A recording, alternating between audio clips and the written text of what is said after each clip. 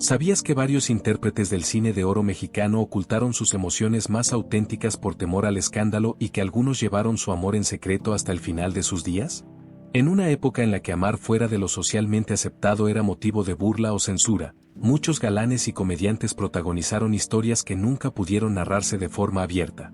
Detrás de los reflectores, los aplausos y la fama, existieron miradas prohibidas, cartas ocultas y promesas que solo sobrevivieron en la penumbra. Y no te vayas antes del cierre, porque el último actor de esta lista estuvo tan cerca de confesar su verdad que Hollywood casi la expone por accidente. Gonzalo Vega fue uno de esos nombres que dejaron marca. Considerado uno de los actores más queridos de México, su encanto y versatilidad lo transformaron en un rostro inolvidable tanto en el cine como en el teatro y la televisión. Aunque no perteneció plenamente a la época dorada, heredó su espíritu. Supo encarnar galanes intensos, personajes de gran carácter y también roles cómicos que hoy forman parte de la memoria colectiva. Uno de sus trabajos más recordados fue La señora presidenta, donde se transformaba en mujer para interpretar a los gemelos Martín y Martina, rompiendo esquemas dentro del teatro mexicano. También protagonizó El lugar sin límites, una película que hizo historia al retratar de manera abierta la homosexualidad en la pantalla grande. En esa cinta compartió un beso con Roberto Cobo, algo impensable para la sociedad conservadora de aquel entonces. Esa interpretación abrió debates que aún hoy siguen vigentes y lo vinculó para siempre con la representación LGBT en el cine nacional. En el plano personal, su vida estuvo rodeada de rumores y reserva. Nunca habló públicamente sobre su orientación sexual, pero con el paso de los años surgieron testimonios y confidencias que permiten intuir que su historia afectiva fue mucho más compleja de lo que la prensa de su tiempo estaba dispuesta a mostrar. Una de las voces más citadas fue la de la cantante Dulce, quien recordó la relación que sostuvo con él y cómo esa experiencia evidenció que Gonzalo no encajaba del todo en los moldes heteronormativos de la época. Sus últimos años estuvieron marcados por la enfermedad. En 2010 le diagnosticaron un síndrome mielodisplásico que lo obligó a retirarse de los escenarios. Falleció en 2016 dejando un legado de profesionalismo, valentía y una profunda sensibilidad artística. Hoy se le recuerda no solo como un actor, sino como un hombre que, entre luces y sombras, desafió en silencio las normas de su tiempo. Cuando se nace bajo una sombra tan imponente como la de María Félix, se requiere coraje para brillar con luz propia. Enrique Álvarez Félix lo tuvo y, a su manera, abrió un camino distinto. Hijo de la inolvidable María Félix, Enrique cargó con un apellido que fue tanto una bendición como un peso difícil de sostener. Su porte elegante, su mirada intensa y su sensibilidad interpretativa lo convirtieron en una figura destacada del cine, el teatro y la televisión mexicana desde la década de los 60. Participó en diversas producciones cinematográficas y telenovelas, aunque muchos lo recuerdan especialmente por su labor en los escenarios teatrales, donde podía liberar por completo su pasión artística. Desde muy joven comenzaron a circular comentarios sobre su orientación sexual. Ni él ni su madre se preocuparon por desmentirlos. Enrique supo conducir su vida con discreción, pero también con determinación. Tuvo el valor de producir obras teatrales que abordaban abiertamente la persecución de homosexuales en los campos de concentración nazis, algo sumamente provocador para una sociedad aún dominada por una moral rígida. Esa elección lo transformó en un símbolo de dignidad y coherencia con su verdad interior. Enrique poseía un carácter fuerte, heredado de su madre, pero también una sensibilidad profunda que lo distinguía. Sus colegas lo describen como un hombre culto, reservado y plenamente consciente de lo que implicaba ser distinto en una industria que castigaba a quienes se apartaban de las normas. La relación con María fue compleja, marcada por exigencias, silencios y una distancia emocional que nunca se disipó por completo. Aún así, Enrique jamás renunció a ser fiel a sí mismo. Murió en 1996, dejando una trayectoria discreta, pero profundamente significativa. Hoy se le recuerda no solo como el hijo de la legendaria María Félix, sino como un artista que enfrentó con dignidad las etiquetas y que abrió camino con paso firme hacia una mayor visibilidad de la diversidad sexual dentro del espectáculo mexicano. Hay voces que no solo se escuchan, sino que se sienten profundamente en la piel. Así fue la de Chabela Vargas, un grito indomable de libertad convertido en canción. Chabela fue mucho más que una intérprete. Fue un torrente de emociones que revolucionó la música ranchera y dejó una huella imborrable en la cultura mexicana. Llegó desde Costa Rica siendo apenas una adolescente y muy pronto adoptó a México como su hogar. Con su voz áspera, intensa y desgarradora, se transformó en un ícono de la canción vernácula. Ella misma afirmaba que no cantaba, sino que lloraba con la voz. Lo que hizo irrepetible a Chabela no fue solo su talento, sino su audacia para desafiar las reglas. Vestía pantalones, fumaba puros, bebía tequila como los charros y subía al escenario sin miedo al juicio ajeno. En una época en la que ser lesbiana era un tema prohibido, Chabela nunca lo ocultó del todo. Amó a las mujeres con intensidad y, con el paso del tiempo, habló abiertamente de sus amores, incluyendo su relación con la pintora Frida Kahlo. El público de mayor edad recordará cómo la sociedad la señalaba por su vida bohemia y sus excesos con el alcohol. Aún así, Chabela se mantuvo firme, cantando desde las entrañas y siendo leal a su esencia. Grabó más de 80 discos, inmortalizando temas como La Llorona, Piensa en mí y La Macorina, canciones que aún hoy estremecen por su voz y su espíritu indomable. Falleció en 2012, a los 93 años, convertida en un símbolo de libertad. Su legado es doble, artístico y humano. Representa a esas almas valientes que se atrevieron a vivir su verdad cuando todo parecía estar en su contra. Chabela no solo quebrantó las reglas, las transformó. Dicen que el misterio es el arma más poderosa de un seductor y nadie supo emplearla mejor que él. Mauricio Garcés fue el galán que convirtió la coquetería en mito. Su sola aparición en pantalla despertaba suspiros y su célebre frase, arroz, se convirtió en uno de los dichos más icónicos de la cultura popular mexicana. Durante las décadas de los 60 y 70 reinó como el conquistador empedernido que siempre parecía tener a las mujeres rendidas a sus pies. Era el seductor por excelencia, el caballero refinado que encarnaba aquello a lo que muchos aspiraban. Sin embargo, detrás de las cámaras, la vida de Mauricio estaba rodeada de conjeturas. Nunca contrajo matrimonio y, aunque la prensa lo mostraba como un mujeriego incansable, lo cierto es que jamás se le conocieron relaciones formales con mujeres. En contraste, lo que se murmuraba en los pasillos del medio artístico eran sus supuestas relaciones con hombres poderosos, incluso con personajes de la esfera política de alto nivel. Se habló insistentemente de un presunto vínculo sentimental con un presidente mexicano, algo que nunca fue confirmado, pero que alimentó todavía más la percepción de que su vida íntima estaba envuelta en secreto y cautela. Lo más fascinante de Mauricio fue la manera en que supo aprovechar su imagen pública como una suerte de disfraz en una época en la que asumirse abiertamente homosexual podía significar el final inmediato de una carrera artística. Construyó al personaje del seductor incansable como una coraza, mientras que en su vida privada vivía su verdad dentro de círculos reducidos y discretos. Ese contraste entre el galán que mostraba ante las cámaras y el hombre que permanecía oculto tras bambalinas lo volvió aún más enigmático. Sus últimos años transcurrieron con mayor hermetismo, lejos de los reflectores que lo habían elevado a la categoría de leyenda. Falleció en 1989, dejando tras de sí una estela de elegancia, misterio y preguntas sin respuesta. Al revisar su legado, entendemos que su figura no solo encarnó al galán ideal, sino también la batalla silenciosa de un hombre que jamás pudo mostrarse por completo. Maricruz Olivier supo brillar tanto como estrella de la pantalla como en los enigmas de la vida nocturna. Fue una de las figuras más sobresalientes del cine y la televisión mexicana durante las décadas de los 50 y 60. Su belleza y talento la llevaron a protagonizar películas memorables como Teresa, Quinceañera y la primera versión de Hasta el viento tiene miedo, donde compartió escena con Marga López. Su presencia frente a la cámara resultaba hipnótica. Poseía la capacidad de transmitir simultáneamente fragilidad y firmeza, una combinación que cautivaba al público. No obstante, detrás de las luces y los aplausos, Maricruz llevaba una existencia rodeada de secretos. Se comentaba abiertamente que era lesbiana y que asistía a reuniones privadas donde mujeres de la alta sociedad se congregaban para disfrutar de su libertad sin disfraces. En una de esas fiestas, la policía irrumpió de manera inesperada y la prensa sensacionalista publicó fotografías suyas con un enfoque escandaloso. Lo que pudo haber arruinado su carrera fue sofocado con rapidez. Se cuenta que una mujer muy cercana a Maricruz adquirió todos los ejemplares de esa edición, protegiéndola de un escándalo que habría resultado devastador. Ese gesto de amor y lealtad se transformó con el tiempo en parte del mito que rodea su figura.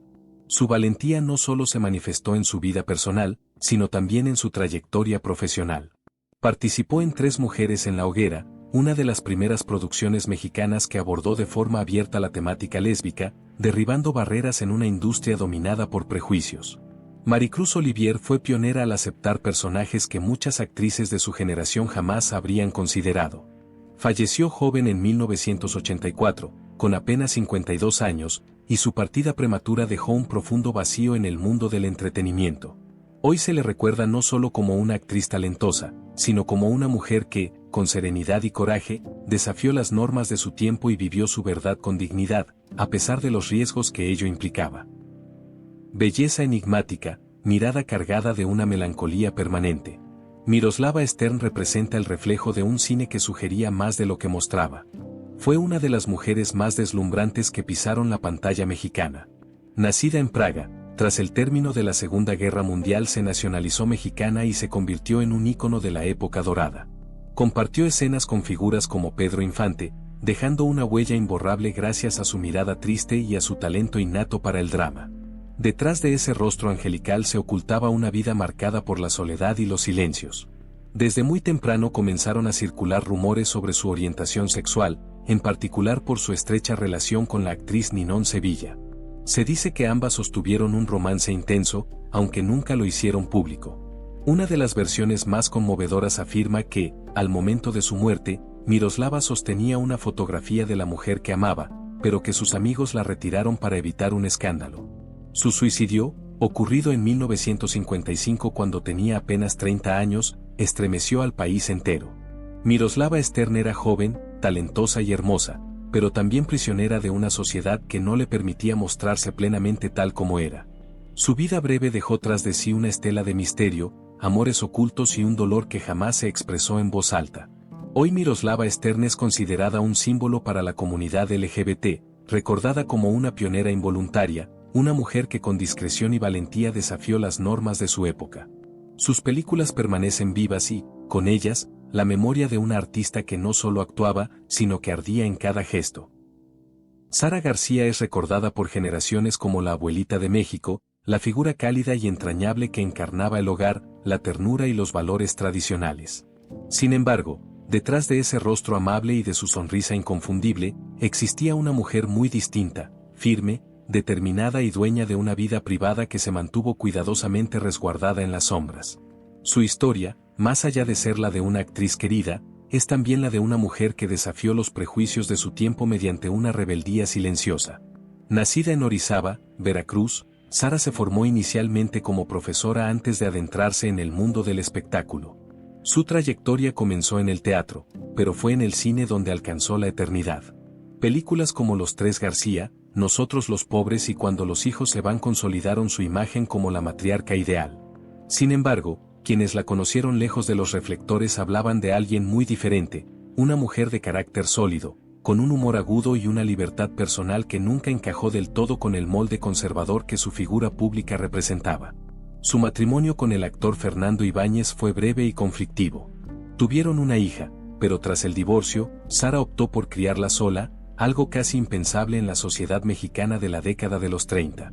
A partir de ese momento se entregó por completo a su trabajo y a un reducido círculo de amistades femeninas con quienes compartía confidencias, viajes y una cercanía profunda. Con el paso de los años, algunos investigadores y colegas del medio insinuaron que su vínculo más significativo fue con una actriz retirada con la que convivió durante décadas, aunque jamás lo reconoció de manera pública. Esa relación, silenciosa y duradera, fue resguardada bajo un pacto absoluto de discreción. En los rodajes, Sara imponía respeto. No toleraba el machismo ni los abusos por parte de productores y con frecuencia intercedía por actrices jóvenes cuando percibía injusticias. Era sagaz, frontal y sabía moverse en un entorno dominado por hombres sin perder la dignidad ni la compostura. Su disciplina se volvió legendaria. Se cuenta que llegó a extraerse un diente para aparentar mayor edad en pantalla, buscando autenticidad en sus personajes. Falleció en 1980, dejando un vacío inmenso en el cine mexicano. Hoy su imagen de abuela bondadosa permanece viva, pero detrás de esa figura icónica existe una historia más honda, la de una mujer que amó a su manera, que vivió con independencia y que bajo una apariencia dulce ocultaba una voluntad férrea y una libertad que pocos lograron comprender. Sara García no solo fue la abuela de México, también fue una pionera que rompió en silencio las cadenas invisibles que aprisionaban a las mujeres de su generación. Arturo de Córdoba fue la encarnación del galán perfecto, atractivo, culto, con una voz profunda y una elegancia que definió una era. Durante las décadas de los 40 y 50, su nombre se escribió con letras doradas junto al de María Félix, Dolores del Río y Marga López. Su presencia en filmes como Enamorada y Él lo convirtió en uno de los rostros más reconocidos del cine mexicano. Pero detrás del porte impecable y las miradas seductoras se ocultaba un hombre complejo, lleno de contradicciones y secretos cuidadosamente protegidos. Su matrimonio con la actriz Ena Alvarado fue más una alianza social que un vínculo pasional. Los rumores sobre su vida privada circularon durante años, especialmente después de que algunos compañeros de rodaje mencionaran su marcada cercanía con ciertos colegas masculinos. Se hablaba en voz baja de una relación muy estrecha con un joven actor que lo acompañaba con frecuencia a las filmaciones, pero dentro de la industria nadie se atrevía a expresarlo abiertamente.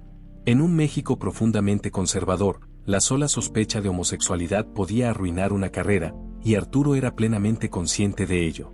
Por esa razón construyó una imagen pública a prueba de rumores, el caballero intachable, siempre discreto, encantador y rodeado de mujeres en los eventos sociales.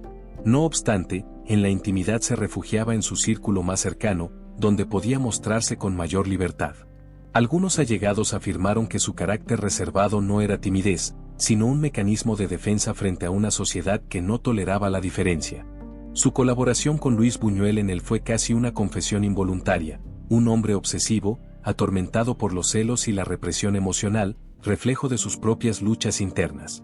La crítica aplaudió su interpretación intensa y vulnerable, sin imaginar que ese personaje contenía tanto de su vida personal. Arturo de Córdoba murió en 1973, dejando una filmografía impresionante y un legado cargado de elegancia y misterio. Hoy su figura es recordada como la de un actor que encarnó la pasión y la locura con la misma naturalidad con la que ocultó su verdadera esencia. En su silencio, Arturo no solo protegió su carrera, también se convirtió, sin proponérselo, en un símbolo de aquellos que debieron fingir para sobrevivir en una época que no permitía ser uno mismo. Silvia Pinal no fue únicamente una actriz, fue un símbolo del poder femenino en una industria dominada por hombres. Su nombre evoca glamour, talento y una capacidad inquebrantable para reinventarse. Desde sus primeros pasos en el teatro hasta su consolidación en el cine y la televisión, se transformó en una de las figuras más admiradas de México. Trabajó con los creadores más importantes, entre ellos Luis Buñuel, quien la dirigió en Viridiana, Simón del Desierto y El Ángel Exterminador. Producciones que la catapultaron al reconocimiento internacional y la posicionaron como una de las pocas mexicanas en destacar dentro de los festivales europeos. Sin embargo, detrás de ese resplandor existía una mujer que desafiaba abiertamente las normas establecidas. Durante las décadas de los 50 y 60, Silvia fue señalada por su vida sentimental, considerada provocadora y escandalosa para los parámetros de su tiempo. Contrajo matrimonio en varias ocasiones, amó con intensidad y jamás permitió que la prensa le dictara cómo debía vivir. En los camerinos se comentaba sobre su magnetismo tanto con hombres como con mujeres, sobre su energía desafiante y sobre la forma en que su seguridad personal desconcertaba incluso a sus colegas masculinos. Nunca confirmó los rumores, pero tampoco se esforzó en desmentirlos. Prefería que su trabajo hablara por ella. Su relación con Buñuel fue una combinación de admiración artística y complicidad intelectual. Él veía en Silvia a una musa contemporánea, una mujer capaz de ser inocente e irreverente al mismo tiempo. Esa dualidad quedó plasmada en Viridiana, donde encarnó a una mujer que desafía las normas religiosas y morales, un papel que provocó la censura en España y un escándalo a nivel internacional. Ella jamás ofreció disculpas por ello, reafirmando su convicción de que el arte debía incomodar para ser auténtico. Con el paso de los años, Silvia Pinal se consolidó como productora y pionera de la televisión con Mujer, Casos de la Vida Real, un espacio que dio voz a problemáticas que durante mucho tiempo habían sido silenciadas. En su vida privada mantuvo amistades profundas con figuras del ámbito artístico que, como ella, eligieron vivir al margen de los prejuicios. A lo largo de su trayectoria fue testigo y protagonista de las transformaciones del espectáculo mexicano, enfrentando críticas, rumores y tragedias con una elegancia que pocos lograron igualar. Hoy, Silvia Pinal es recordada como una de las últimas leyendas vivas del cine de oro, símbolo de libertad y resiliencia. Una mujer que rompió moldes sin pedir permiso, que amó sin temor y que convirtió su vida, al igual que sus películas, en una historia de arte, deseo y valentía. Pedro Armendáriz fue uno de los rostros más imponentes del cine mexicano. Su estatura, su voz profunda y su presencia escénica dominaban la pantalla con una autoridad natural difícil de igualar. Representó el arquetipo del hombre mexicano, valiente, rudo y apasionado. En cintas como María Candelaria, Enamorada o El Bruto, encarnó la fuerza masculina del pueblo, convirtiéndose en un emblema nacional. No obstante, detrás del ícono del charro viril se ocultaba un hombre mucho más complejo, lleno de contradicciones, silencios prolongados y heridas invisibles. Su carrera profesional fue un ascenso vertiginoso.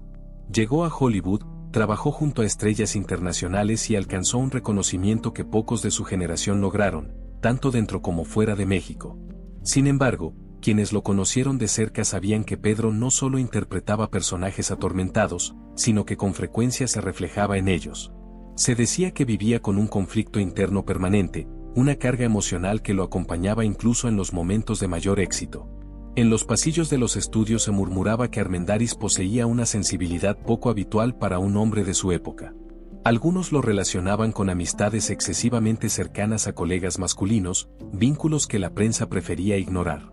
Entre sus compañeros más íntimos se comentaba que detrás de su temperamento recio se escondía una vulnerabilidad que jamás mostró ante el público. Su matrimonio con Carmelita Bor, aunque estable de cara al exterior, también estuvo marcado por largos silencios y distancias que nadie se atrevía a explicar del todo. En 1963, durante el rodaje de la película Desde Rusia con Amor, le fue diagnosticado cáncer. La enfermedad avanzó con rapidez, y fiel a su carácter orgulloso, decidió poner fin a su vida antes de perder su fortaleza y su imagen de galán invencible. Su suicidio conmocionó al medio artístico y dejó abiertas numerosas interrogantes sobre sus verdaderas luchas internas.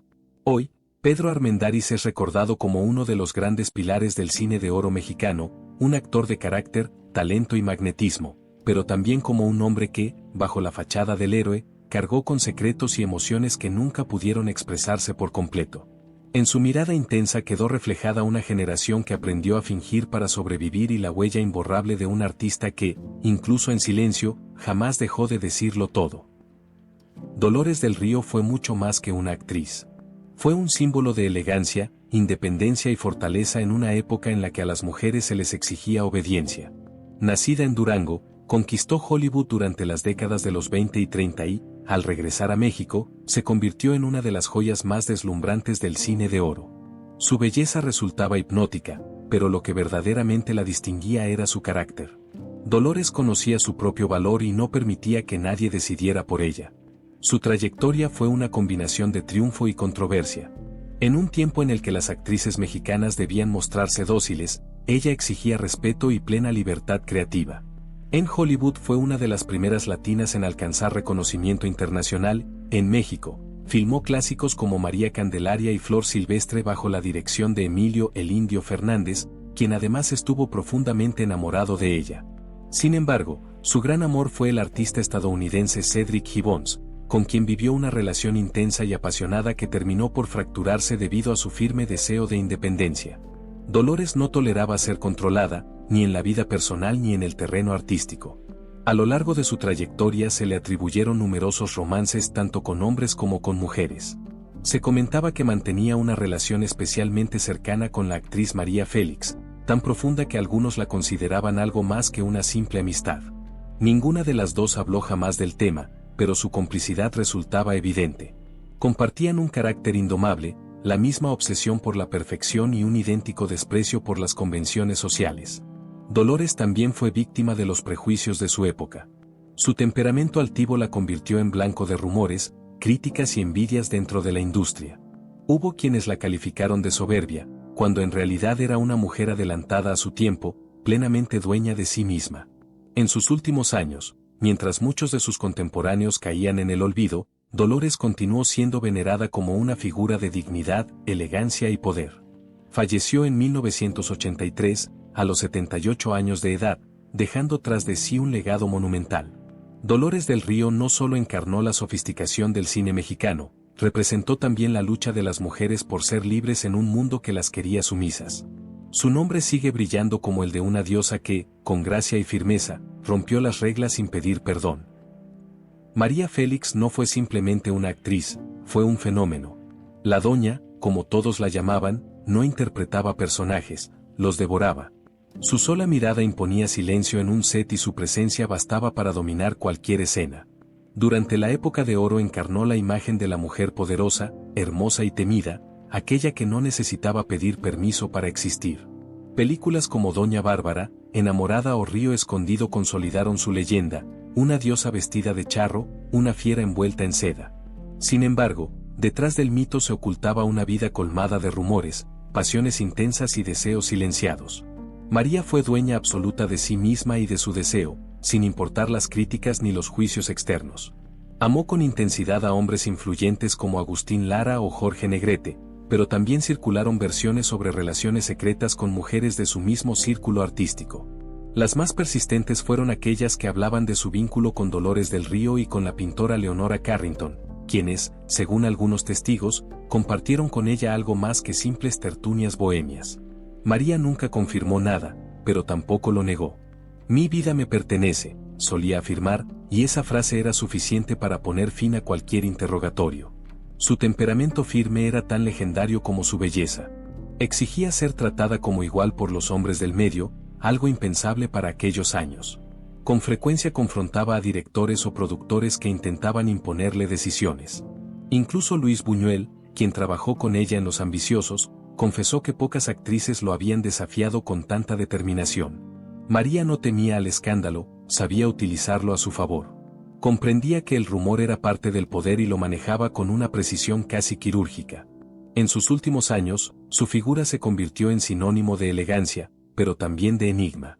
Su casa en Polanco se transformó en un santuario dedicado a su propia imagen, rodeada de arte, espejos y recuerdos de una vida vivida sin concesiones. Falleció en 2002, el mismo día de su cumpleaños, como si la vida le hubiera concedido un final a la altura de su leyenda. Hoy, María Félix sigue siendo el arquetipo de la mujer que se negó a ser moldeada por nadie. Una reina sin corona, pero con un imperio construido sobre su carácter, su belleza y su independencia. En un mundo que temía a las mujeres libres, ella eligió ser exactamente eso, libre. Marga López fue una de las actrices más respetadas y admiradas del cine mexicano. Su elegancia innata y su rostro sereno la convirtieron en el modelo de la mujer fuerte y sensible, aquella que enfrentaba la vida con dignidad sin renunciar a la ternura. Nacida en Argentina, llegó a México junto a su familia para integrarse al grupo artístico Los Hermanitos López. Sin imaginarlo, encontró en este país el escenario donde forjaría su leyenda. En películas como Salón México, Nazarín, La Ostra y el Viento, Marga demostró una versatilidad que la colocó entre las grandes figuras del cine de oro, capaz de conmover al público sin recurrir a gestos exagerados. No obstante, detrás de esa imagen impecable existía una mujer compleja, reservada y guardiana de secretos que la acompañaron durante toda su vida. Su matrimonio con el actor Carlos Amador fue conflictivo, marcado por celos y distancias que terminaron por desgastarla emocionalmente. Tras el divorcio, Marga se refugió en su trabajo y en un reducido círculo de amistades femeninas con quienes mantenía una cercanía que dio origen a rumores sobre su orientación sexual. Se habló de un romance discreto con una reconocida productora de cine, una relación que, según algunos allegados, fue la más estable y profunda que tuvo. Pero fiel a su carácter, Marga nunca lo confirmó ni lo desmintió. En los estudios era ampliamente admirada por su profesionalismo, su disciplina y el respeto con el que siempre se condujo dentro de la industria. No toleraba la mediocridad ni los abusos del sistema patriarcal que imperaba en la industria. En más de una ocasión defendió a actrices jóvenes frente a insinuaciones indebidas o situaciones injustas, sin temor a confrontar a productores influyentes. Esa combinación de suavidad y firmeza le ganó el respeto generalizado. A lo largo de su vida, Marga enfrentó pérdidas profundamente dolorosas, pero siempre conservó la dignidad y la entereza. Falleció en 2005, dejando un legado artístico vasto y una huella imborrable en el corazón del público. Hoy es recordada no solo por la fuerza de sus interpretaciones, sino también por su valentía silenciosa, la de una mujer que transitó entre luces y sombras, amando con discreción y actuando con una pasión que logró trascender las barreras de su tiempo. Ramón Novarro fue uno de los primeros ídolos internacionales surgidos de México, aunque su fama se forjó lejos de su tierra natal. Nacido en Durango, emigró a Estados Unidos en plena juventud y terminó convirtiéndose en una de las grandes estrellas del cine mudo de Hollywood durante las décadas de los 20 y 30.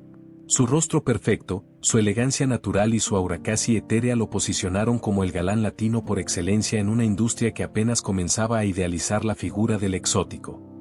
Protagonizó superproducciones como Ben-Hur, donde su interpretación lo catapultó al estrellato mundial y lo convirtió en un símbolo de romanticismo y nobleza. Para el público, Ramón representaba la pureza, el heroísmo y la belleza masculina llevada a su máxima expresión. Sin embargo, detrás de esa imagen cuidadosamente construida se ocultaba una vida marcada por el miedo y la represión. Ramón Novarro era homosexual en una época en la que Hollywood castigaba con dureza cualquier desviación de la norma heterosexual. Los estudios controlaban cada aspecto de la vida privada de sus estrellas y, en su caso, se encargaron de fabricar romances falsos con actrices para proteger su carrera. Vivió rodeado de lujos, pero también de soledad. Sus relaciones sentimentales debían mantenerse en la clandestinidad absoluta, limitadas a encuentros secretos y a un círculo muy reducido de confianza. Amigos cercanos relataron que Novarro era un hombre sensible, culto y profundamente espiritual, pero también alguien atormentado por la imposibilidad de vivir su verdad con libertad. Con la llegada del cine sonoro, su carrera comenzó a declinar. Su acento y el cambio en los gustos del público lo relegaron a papeles secundarios, lo que incrementó su sensación de aislamiento. Los últimos años de su vida fueron especialmente trágicos. Alejado del brillo que alguna vez lo rodeó, vivía solo en su casa de Los Ángeles, aferrado a recuerdos de una gloria que parecía pertenecer a otra vida. En 1968 fue brutalmente asesinado por dos jóvenes a quienes había permitido entrar a su hogar. El crimen conmocionó a la opinión pública y reveló la vulnerabilidad en la que vivía aquel antiguo ídolo. Su muerte fue violenta, indigna y profundamente injusta para alguien que había sido celebrado como un dios en la pantalla. Hoy, Ramón Novarro es recordado como un pionero. No solo abrió el camino para actores latinos en Hollywood, sino que también encarna la historia de aquellos artistas que tuvieron que sacrificar su felicidad personal para sobrevivir en una industria y una sociedad que no toleraban la diferencia. Su legado permanece como un recordatorio doloroso del precio que muchos pagaron por brillar en un mundo que les negó el derecho a ser ellos mismos. Emilio Fernández fue una figura monumental del cine mexicano, tan imponente y contradictoria como las películas que ayudó a crear. Director, actor, guionista y símbolo de una masculinidad ruda, el indio encarnó la imagen del México bravío y orgulloso ante el mundo. Su rostro adusto, su temperamento explosivo y su pasado revolucionario lo convirtieron en una leyenda viva. Junto al fotógrafo Gabriel Figueroa construyó una estética visual que definió al cine de oro, con obras como María Candelaria, Río Escondido y La Perla, películas que proyectaron una identidad nacional poderosa y poética. Para muchos, Emilio era el México mismo, indomable, pasional y profundamente herido. Sin embargo, detrás de esa fachada de macho indiscutible se ocultaba un hombre mucho más complejo, atravesado por deseos, contradicciones y una sensibilidad que rara vez mostraba en público. Su vida personal estuvo marcada por relaciones intensas y tormentosas con mujeres emblemáticas, como Dolores del Río y María Félix, a quienes amó con devoción y, en ocasiones, con una posesividad que rozaba la violencia emocional.